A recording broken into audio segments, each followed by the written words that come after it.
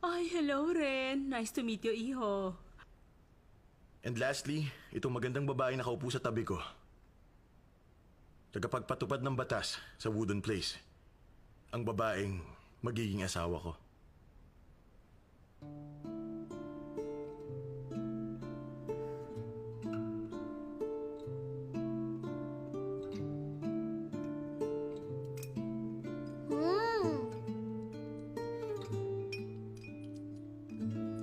Ito, oh. Tikman mo. Sige na, masarap yan. Yan. Very good.